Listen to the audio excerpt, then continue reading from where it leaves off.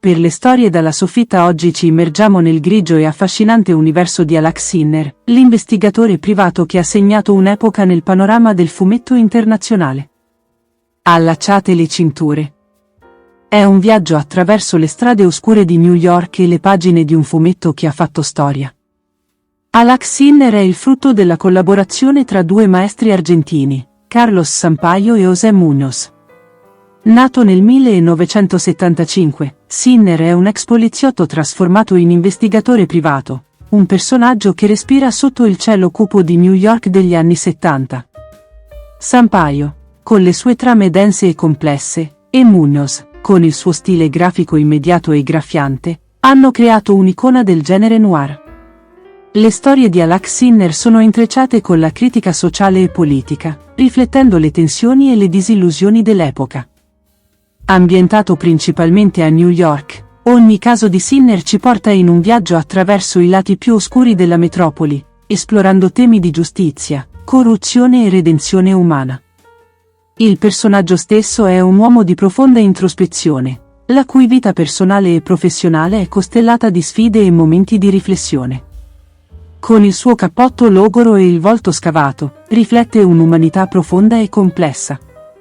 I suoi creatori, Sampaio e Muñoz, hanno sapientemente intrecciato nelle storie di Sinner una critica sociale pungente e una riflessione sulla condizione umana.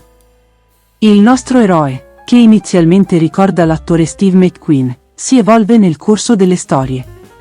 Sinner diventa sempre più un antieroe, un uomo che lotta contro le ingiustizie e cerca la redenzione in un mondo che sembra aver perso la speranza. Le strade di New York, ritratte con maestria da Muñoz, sono più di un semplice sfondo, sono un personaggio vivo, pulsante di vita e di storie nascoste. Una delle particolarità di Alak Sinner è il suo legame con la musica jazz, elemento ricorrente che non solo fa da colonna sonora alle sue indagini, ma rappresenta anche il ritmo caotico e improvvisato della vita del detective. Attraverso i decenni, Sinner ha affrontato casi che spaziano dal crimine organizzato alla corruzione politica, dimostrando una resistenza quasi sovrumana alla disillusione. Eppure, è proprio questa sua fragilità umana a renderlo così affascinante e autentico.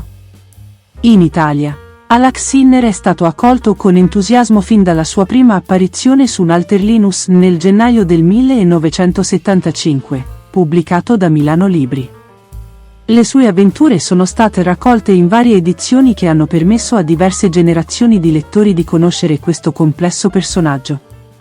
Tra queste, ricordiamo l'edizione di Editoriale Cosmo nel 2017, che ha presentato una raccolta integrale della serie, permettendo una rilettura cronologica e completa delle sue indagini.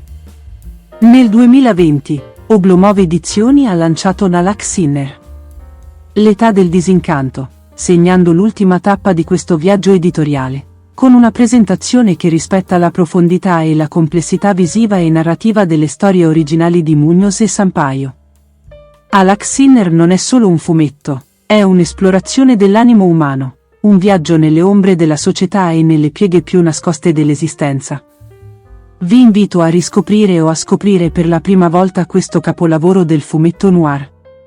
E voi, avete una storia di Alak Sinner che vi ha particolarmente colpito?